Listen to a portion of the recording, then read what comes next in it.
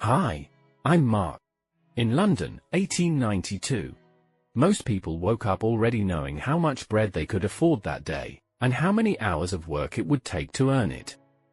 This city depended on wages paid daily or weekly, on coal for heat, and on food bought fresh because storage was limited. For ordinary Londoners, survival meant punctual work, controlled spending, and constant attention to rent, fuel, and food prices. Missing a morning shift could mean losing a day's pay. Missing a week could mean falling behind on rent.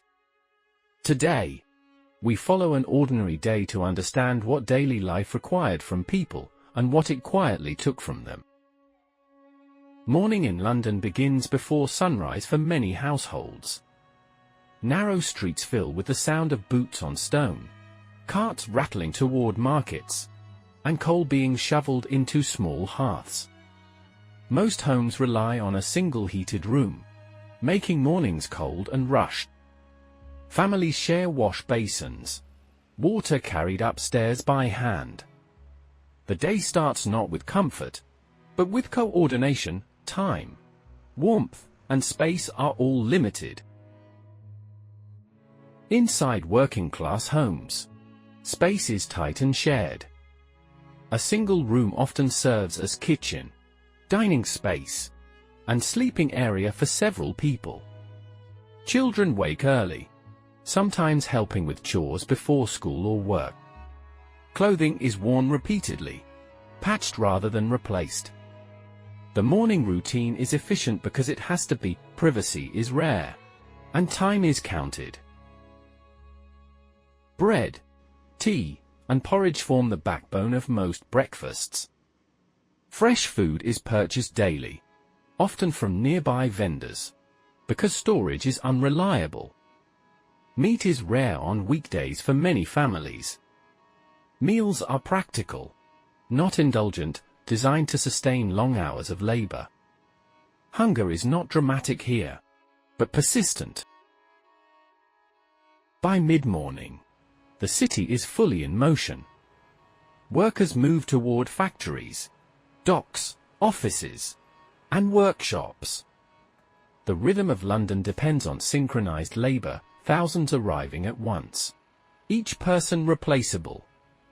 Work is physical, repetitive, and closely supervised. Time here belongs to employers, not workers. By late morning, work has settled into a steady rhythm. In workshops and factories, the air grows warmer and heavier with dust, oil, and human breath. Movements repeat the same pattern for hours: lifting, sorting, stitching, carrying. Conversation is brief and practical, saved for moments when supervisors are out of earshot. Productivity matters more than comfort. Markets remain active as the morning progresses. Vendors shout prices, carts arrive with produce, and customers calculate carefully before buying. Every purchase is weighed against rent, coal, and future meals. Haggling is common, not from greed, but necessity. Food access depends not on availability, but on affordability. For clerks and shop workers, the late morning passes behind counters or desks. Standing for long hours is expected, sitting discouraged. Ink-stained fingers and cramped handwriting reflect the pace of paperwork. Errors can cost wages or employment. Mental fatigue arrives quietly, layered over physical stillness. Children appear throughout the city at this hour. Some attend school, others work alongside adults or run errands for small pay. Childhood here is shaped by contribution, not leisure. Learning happens unevenly, often interrupted by economic need. Growing up means becoming useful early. As noon approaches, hunger returns but pauses are brief. Meals are eaten quickly, often where one stands or works. Time off is limited and closely watched. The city does not stop for lunch, it only slows slightly. Energy is conserved for the long hours still ahead. The afternoon stretches long in London. 1892. Work continues with little variation, but fatigue becomes harder to ignore. Muscles ache, concentration slips, and mistakes become more likely. There is no relief built into the schedule, endurance is expected.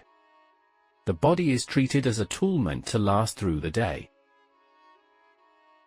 On the streets, traffic thickens as deliveries and errands overlap. Horse-drawn carts compete for space with pedestrians.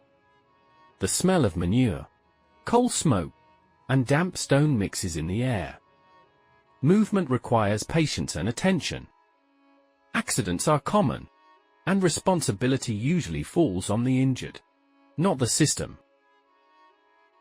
In wealthier districts, the afternoon unfolds differently.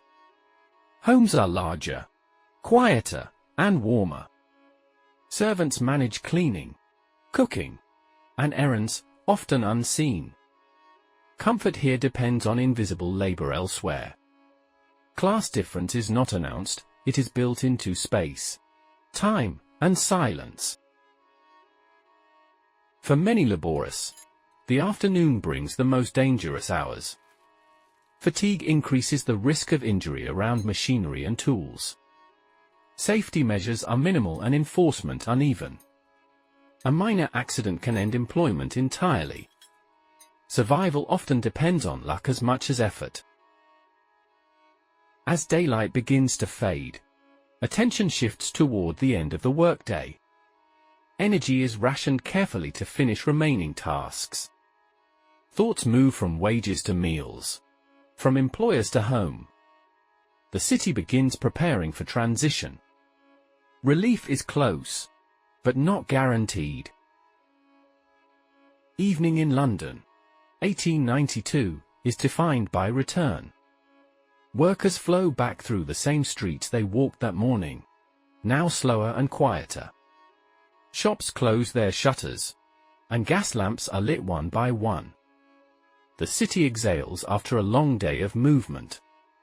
Home is not a place of rest so much as recovery.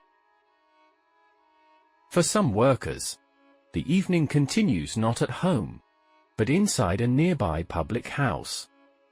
Pubs offer warmth, light, and cheap beer, a brief pause from crowded homes and quiet fatigue. Conversation is practical, often about work, wages, or local news. Time and money limit how long anyone stays. The pub is not escape, but temporary relief. Dinner is simple and repetitive. Stews, bread, and tea are common, prepared with whatever could be afforded that day. Families eat close together, often in silence. Conversation, if any, focuses on practical matters, wages, repairs, tomorrow's plans. Food restores strength, but rarely comfort. After dinner, energy is limited. Some read newspapers by lamplight. Others mend clothing or prepare for the next day. Leisure exists, but it is restrained and brief. Light costs money, and fatigue sets boundaries. The evening is measured, not indulgent. Night brings quiet, but not safety. Streets grow darker beyond the reach of lamps, and doors are bolted early. Police patrols exist, but coverage is uneven. Illness, theft, and fire remain constant risks. Sleep is practical, not always restful.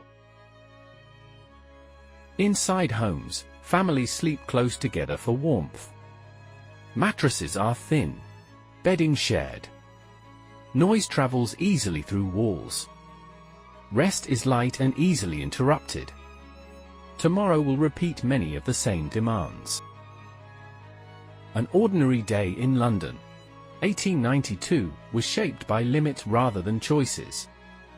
Life required endurance, attention, and careful management of small resources.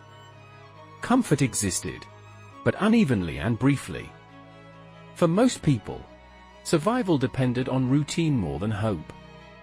The city functioned because ordinary lives absorbed its weight, one day at a time.